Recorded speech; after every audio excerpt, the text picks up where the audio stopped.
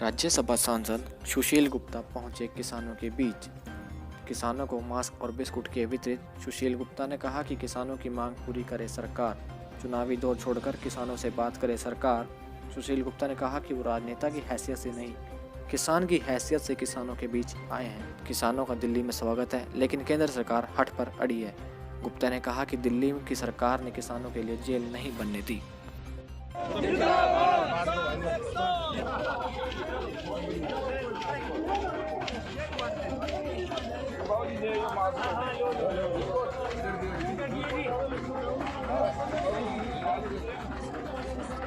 किसान दिल्ली में आए थे। देखिए, किसानों ने मांग की है जंतर मंतर पे भेजा जाए या रामलीला मैदान में भेजा जाए।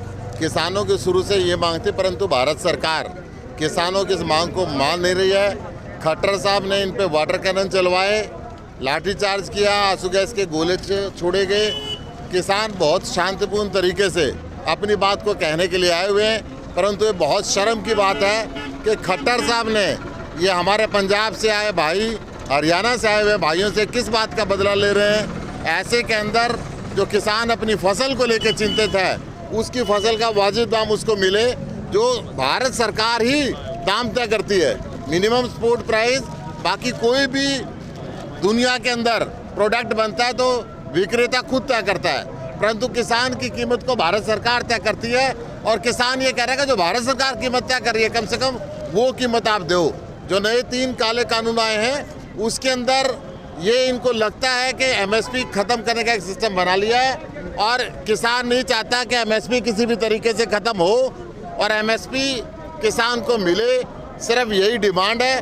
भारत के प्रधानमंत्री जी भी कह रहे हैं कि एमएसपी मिलेगी, हरियाणा के मुख्यमंत्री कह रहे हैं, यूपी के मुख्यमंत्री कह रहे हैं, किसान भी यही कह रहे हैं कि आप दो कानून की किताब में लिख दो।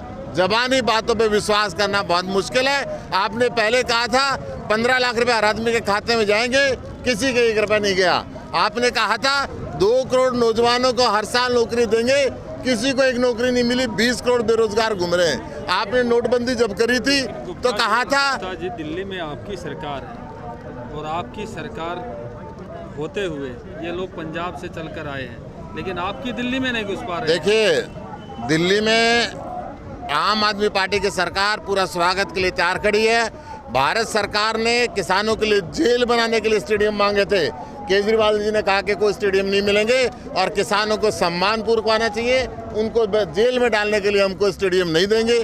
तो केजरीवाल साहब ने वहाँ पे बिजली का, पानी का और सारे इंतजाम वहाँ पे किए, परंतु किसानों को ऐसा लगता है कि बुराड़ी में ले जाके एक कच्ची जेल कर दी जाएगी। जंतर मंतर पे किसान जाना चाहते हैं। किसान जाना चाहते हैं रामलीला ग्राउंड के अंदर, जहाँ से पूरे हिंदुस्तान के लोग इनकी बात को सुन सके। आज लाखों की संख्या के अंदर किसान दिल्ली के चारों तरफ बॉर्डर पे है। मैं कहता हूँ, कृषि मंत्री किस बात के अंदर बिजी है?